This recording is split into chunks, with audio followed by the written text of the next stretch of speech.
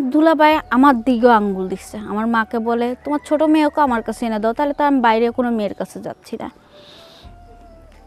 পরে আমার মা আমাকে বলল যে মা, বড় বোনের সংসার বাঁচাইতে হলে অনেক কিছুই করতে হয়, তুই তো বোন, আমি মা হয়ে যেটা করছি, তুই যদি বোন হয়ে এটা করিস তাহলে তোর আপুর সংসারটাও বাঁচবে, টাকাগুলোও বাঁচবে। যাই হোক, এই কথাটা আমার মুখে শুনে আমার মানে এতটা খারাপ লাগছে, পাতে মাটি সরে গেছে যে আজকে এরকম মানুষ, মানে এরকম কাজ মানুষ করতে পারে আমি ভাবতেও পারি নাই, তাও নিজের বোনের জামাই। যাই হোক, মার কথা শুনে আমি রাজি হয়ে গেলাম, আচ্ছা আপু টাকা পয়সা যদি বেঁচে যায় তা ভালো না, ঠিক আছে তাহলে তুমি যা বলবা তাই।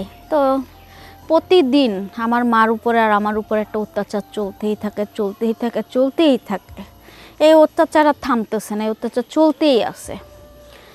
পরে দিয়ে কী করবো, কিছু তো করার নেই, কাকে বলবো বলেন? কেউকে বললে এটা সমাধান দিবে, আরও মান সম্মানে টানাটানি, এগুলো শুনলে মানুষ সিসি করবে, সিসি করা ছাড়া তো কিছু করবে না। যাই হোক, এগুলাই করে নিয়ে হঠাৎ করে দেখে আমার আপু চলে আসছে।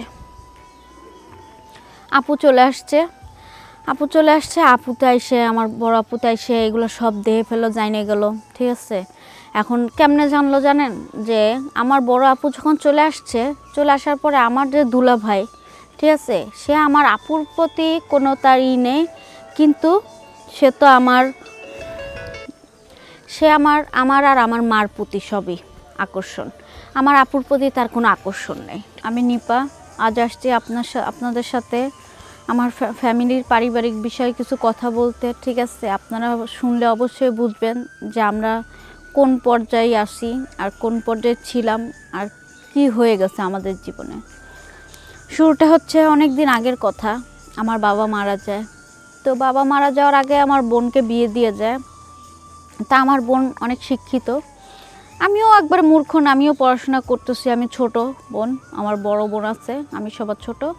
তো আমরা দুই বোনই, আমাদের কোনো ভাই নেই। তো আমাদের সংসারে 4 জন, আমি, আমার মা, আমরা 2 বোন। তো এর মধ্যে আরেকজন আসে, সেটা হচ্ছে আমার বোনকে বিয়ে দেওয়ার পর আমার দুলাভাই আসে। তো আমার বোনকে বিয়ে দেওয়ার পরে কিছুদিন পর আমার বাবা মারা যায়। তো বাবা মারা যাওয়ার পরে তো বুঝেনি, বাবা মারা যাওয়ার মেন খুঁটি শেষ। তো যাই হোক, আমার বাবা মারা যাওয়ার পরে আমার আপুও কী করলো, তার পড়াশোনার জন্য সে আমেরিকায় চলে যায়। সে পড়াশোনা করে না, ওইখানে সে চাকরিও করে, ভালো একটা পজিশনে সে অনেক পড়াশোনা করছে। বুঝেনি তো যে আমেরিকা যখন গেছে তখন ওইখানে যে অনেক ভালো বেতনে চাকরি করতেছে, প্লাস পড়াশোনাও করতেছে। তো আমি, আমার মা আর আমার দুলাভাই আমার এক বাড়িতেই থাকি। তো কিছুদিন যাবৎ ধরে দেখতেছি আমার দুলাভাইয়ের চালচরণ মানে খুব অন্যরকম হয়ে গেছে, এতটা অন্যরকম হয়ে গেছে যে আমার দুলাভাই এতটা অমানুষ, মানে আপনারা শুনলে বলবেন যে দুলাভাই না, তো এটা একটা পিচেস, নিরপিচেস যাকে বলে, ঠিক আছে, এরকম একটা পিচেস। আমার বোন তাকে রেখে আমার আর আমার মাকে তার কাছে রেখে দিয়ে সে বিদেশ চলে গেছে পড়াশোনা করতে, প্লাস চাকরি করছে। তার কাছে প্রতি মাসে আমার বোন অনেকগুলো টাকা পাঠায়, আর সেই টাকা কি করে জানেন, মেয়েদের পিছনে উড়ায় নষ্ট করে। এগুলো আমি আর আমার মা দেখতেছে অনেক দিন যাবৎ। তা আমার মা কিছু বলতেও পারে না, কিছু বলতে গেলেও ঝামেলা হয়, অনেক কথাবার্তা হয়, এগুলো শুনি। যাই হোক, শুনতে শুনতে আমার মা একবারে বিরক্ত হয়ে গেছে, যে আমার আপুকেও বলবে সেটাও বলতে পারে না। তো একটা সময় আমি দেখলাম আমার মা তার সাথে কথা বলছে যে তুমি যে আমার মেয়ের টাকাগুলো, এত কষ্টের টাকাগুলো উড়াও কেন, জামা এই কাজটা কেন করো, তুমি এই টাকাগুলো উড়ায়ও না, তার বিনিময়ে তুমি যা বলবে তাই শুনবো, ঠিক আছে। পরে আমার দুলাভাই আমার মাকে বলে যে আমি যে মেয়েদের পিছনে টাকাগুলো উড়াই, কিসের জন্য উড়াই, ফুর্তি করি না, শারীরিক সুখ নেই, আপনি কি ওই সুখটা দিবেন? ছি, মেয়ে জামাই ভাবতেও লজ্জা লাগে। সে এতটা অমানুষ হতে পারে যে শাশুড়িকে এই প্রস্তাবটা দেয়। পরে আমার মা বাধ্যতা হয়ে জামাইয়ের প্রস্তাবে রাজি হয়ে যায়। কিসের জন্য রাজি হয় জানেন? আপনারা বলতে পারেন যে আপনারও কেমন মা, সে জামাইয়ের প্রস্তাবে রাজি হয়ে যায়। কেন রাজি হয়েছে জানেন? যেন আমার বোনের টাকাগুলো বেঁচে যায়, কারণ আমার বোন অনেক কষ্ট করে তার কাছে টাকা পাঠায়, সেই টাকাগুলো নষ্ট করে। এই চিন্তা করে আমার মা রাজি হয়ে যায়। রাজি হওয়ার পরে যাক, আমার দুলাভাই আমার মার সাথে শারীরিক সম্পর্ক তৈরি করে নিছে। পরে এরম করে দিন যাচ্ছে। পরে একটা সময় দেখা গেল আমার দুলাভাই আমার দিকেও আঙ্গুল দিচ্ছে। আমার মাকে বলে, তোমার ছোট মেয়েকে আমার কাছে এনে দাও, তাহলে তো আমি বাইরে কোনো মেয়ের কাছে যাচ্ছি না। পরে আমার মা আমাকে বলল যে, মা, বড় বোনের সংসার বাঁচাইতে হলে অনেক কিছুই করতে হয়। তুই তো বোন, আমি মা হয়ে যেটা করছি, তুই যদি বোন হয়ে এটা করিস তাহলে তোর আপুর সংসারটাও বাঁচবে, টাকাগুলোও বাঁচবে। যাই হোক, এই কথাটা আমার মুখে শুনে আমার মানে এতটা খারাপ লাগছে, পাত্তে মাটি সরে গেছে যে আজকে এরকম মানুষ, মানে এরকম কাজ মানুষ করতে পারে আমি ভাবতেও পারি না, তাও নিজের বোনের জামাই। যাই হোক, মার কথা শুনে আমি রাজি হয়ে গেলাম। আচ্ছা, আপুর টাকা পয়সা যদি বেঁচে যায় তা ভালো না, ঠিক আছে, তাহলে তুমি যা বলবা তাই। তো প্রতিদিন আমার মার উপরে আর আমার উপরে একটা অত্যাচার চলতেই থাকে। এই অত্যাচার আর থামতেছে না, এই অত্যাচার চলতেই আছে। পরে দিয়ে কী করবো, কিছু তো করার নেই, কাকে বলবো বলেন?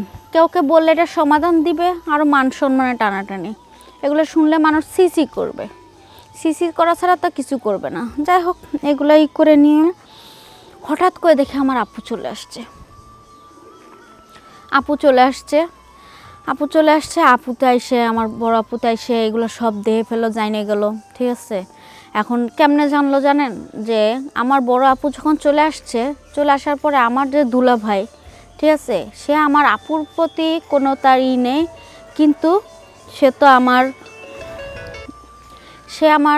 আর আমার মার প্রতি সবই আকর্ষণ।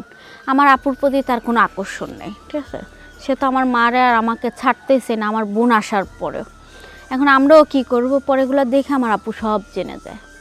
পরে জেনে গেলে তো আমার আপু আমাকে আর আমার মাকে খুব ভুল বুঝতেছে যে তোমরা মা মেয়ে হয়ে আমার সংসারে করলা।